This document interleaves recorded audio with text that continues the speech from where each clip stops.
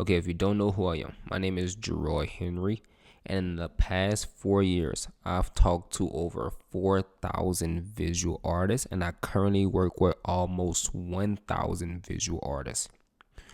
Why am I telling you this?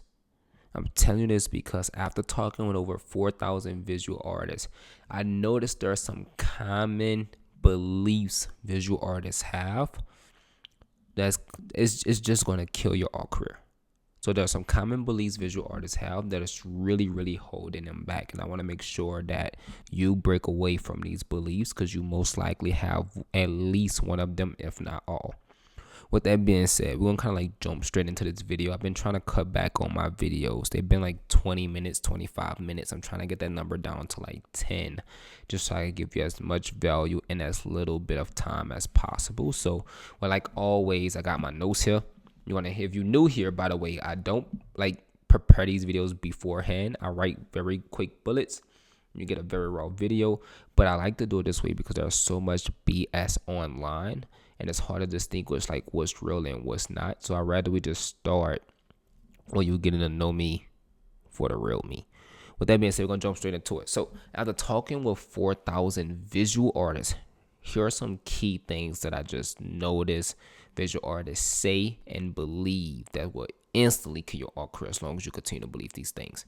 With that being said, first thing first, I talk to so many visual artists and they always tell me, hey Gerard, I want to start selling my artwork. Excuse me. I burp every single, I don't think that's been one, and I don't burp all day until I get on this call. Anyway, every single visual, not every single one, but a lot of visual artists always say, hey Gerard, I want to wait to start selling my art. I don't want to sell my art just yet because I don't think it's good enough. I want to make sure my work is better. So the artists who want to hold off on like putting themselves out there, selling their work, getting in front of the world because they think their art is not good enough. Here's the thing.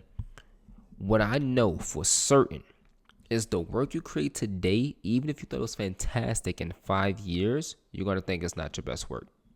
And you're going to want to create better work. You're going to be like, wow, I can't believe 5 years ago, 10 years ago, that was the work I was creating. I'm saying this to say, do not let you moving forward in your career. I'm sorry, I'm all over the place. But don't let your work you have today, just because you don't think it's your best work, hold you back from moving forward in your art career. And the reason I say this is because as an artist, your work will always be evolving. And the work you create today, whether you love it or dislike it, in 10 years, you will not be a fan of that work anymore. That's just how it works. You're going to be like, wow, I cannot believe I produced that. Because you're going to be getting better year after year after year. You really should be getting better week after week after week. So the last thing you want to do is put your entire career on pause simply because you don't think you create the best work at this current moment. And one thing I always say, and this is a great saying that everyone is aware of if you're a visual artist, which is you're going to be your worst critic. You're going to give yourself the hardest time. You're going to always think your work not that great. And if people are engaging with your work, it's good enough, right? You want to be striving to be great, but don't hold yourself back from the work you currently have. With that being said, the next thing I hear way too often is, Joy, I don't know how to price my work. Artists that hold back them selling their artwork because they don't know how to price their work, I think it's crazy. Why? It's because pricing isn't the biggest problem by far. There's things that are way more important than your pricing. And I'm going to give you a quick hack to pricing if you don't know how to price your work. And I'm not going to solve pricing here, but I'll give you a hack. However, I'm supposed to say, even if you don't know how to price your work, that shouldn't stop everything. Because you still need to market your work. You still need to get it in front of the right people. You still need to have conversations about the work. So you want to make sure you're moving forward on these things, even if you don't know how to price your work. And the hack that I'm going to share with you, if you don't know how to price your work, start by asking potential buyers how much they're willing to spend on your work. What's going to happen is you're going to understand, one, how much your art is valued in their eyes. And then two, you will still secure the sale because people are telling you, hey, I'm willing to spend $500 on your artwork right now. So you might as well secure that sale. They may say, hey, I may spend $1,000. And then worst case, Even if the numbers are too low, they give you some ideas so you can start raising the value of your work. And that's how you should be moving forward. But whatever you do not want to hold yourself back because you have this limiting belief in your mind that you just don't know how to price your work. Just start a random price if that's the case, because art is subjective anyway. No matter what you price your artwork, there's no true right or wrong answer to your pricing. I always say the right price is the price that the customer value your work at and what they're willing to spend. That's the right price. It's that simple. So don't beat yourself up over pricing. Now, with that being said, the third thing I'm hearing way too often from visual artists. Let me look at my notes. Oh, this one is this is a killer. This one hurt my heart. But the third thing I'm hearing way too often from visual artists is, hey, Gerard, I don't want to sell this artwork. This is a special piece for me. I want to hold on to this artwork so in the future it'll be worth way more. I could sell it for way more. Like I talk to artists and they say, oh, I'm only selling my prints. I'm not selling my originals because I know my originals is going to be worth a lot of money in the future. Here's the reality. We're in 2024, if you're not getting discovered by some random big known critic who's going to get your artwork in freaking auction houses, then it won't happen that way. So you see, the way you build value in your work and you charge more for your work is through actually selling your work. The more sales you have, the more value you will receive. The more value you will receive, the more demand your artwork will receive. The more demand your artwork will receive, the more you could charge for your work. So the way you actually charge more is by selling a lot of work. A lot of artists I currently work with started off selling their work for $300. And then over the course of like 2 years, because of how many sales they made and the audience they built and a fan base they have and a following they grew, they now sell their work for like 10,000, 12,000, 15,000. But it's because they already have that customer list. And it's not the customer list itself, it's the proof of concept. You see, people do not like to be the first to purchase. When people see other people already purchasing, they're more likely to purchase as well. Like one cool thing my artists do is when somebody buy artwork, they'll usually put on their story or on their Instagram like, oh, this piece is sold. Or if they post on their Instagram works that's already sold, they go back and comment and put sold. So let's say you post a picture on your Instagram 3 months ago, but it sell today, they'll go back 3 months and say sold. Because people love to see that people are purchasing your artwork. It shows them that your artwork is in demand. People want to buy it and they're willing to spend top dollar on that work. And that's what you want. So please don't try to hold your originals and only sell prints because you have this ideal in your mind that your artwork is going to be worth way more and you don't want to undervalue it today. And you're the artist. Even if you did sell your artwork, like for example, I have artists that sold art once again for $300 that they now sell for $3,000. They're not saying like, oh, I should never sold that work for $300. I should have held it so I got sell it for $3,000 now. Make the sales and stop holding on to the artwork. Okay, what's next? Gerard, I cannot move forward until I have a website. Soon as I get my website, I'm all in.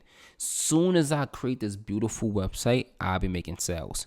The only reason I'm not making sales is because I don't have a website. That's a limiting belief that's going to hold you back. And I'm even tell you this. That's one of the worst limiting beliefs because you then fixate your mind on creating this beautiful website and you put all your time and energy and hard work into creating that beautiful site.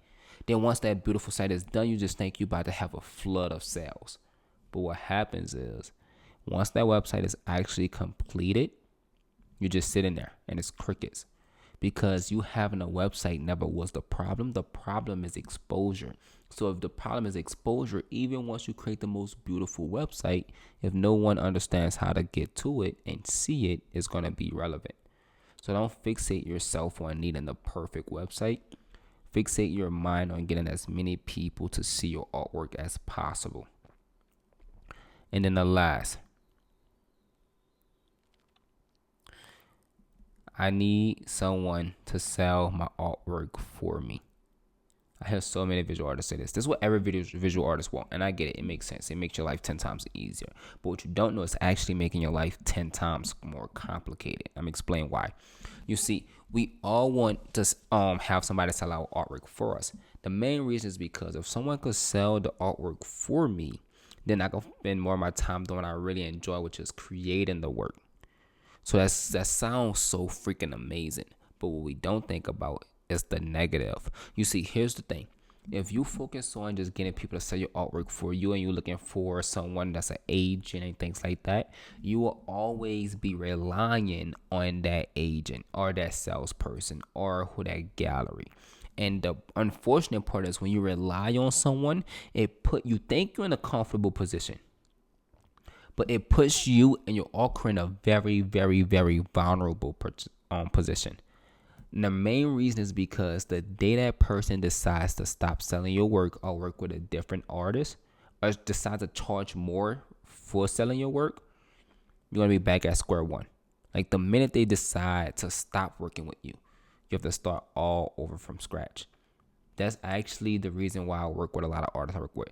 Most of those artists, not most, but about half of those artists have come to me because they was making sales with someone else who was selling their work for them, usually a gallery, and then the gallery ended up closing, working with a different artist, or just stopped promoting their artwork as much as they did in the past. They realized, like, holy crap, I'm back at zero. And unfortunately, when sales stop, the bills don't stop. They keep coming. So I always tell visual artists, if you can, put yourself in position to learn a proven process yourself. So one thing for certain, you will always know how to sell your artwork. You will never be relying on anyone. No matter what happened in this world, you will still be able to succeed. The cool thing is because of my artists understand how to sell work themselves and not relying on anyone. When COVID first happened in 2019 or so, end of 2019 coming into 2020, my artists had some of their best months ever because nothing stopped for them. They still continue to sell people because people still continue to buy their work. They still continue to implement the processes. And even some of them that had jobs that lost their jobs, they now became full-time visual artists and they changed their career moving forward. I still work with some of those artists to this day. So with that being said, these are 5 beliefs you just want to remove from your mind. And I know you probably have some form of these beliefs because after talking with 4,000 artists, I hear them way too often. The quicker you remove these beliefs, the quicker you will see success. It's that simple. With that being said, click that video there.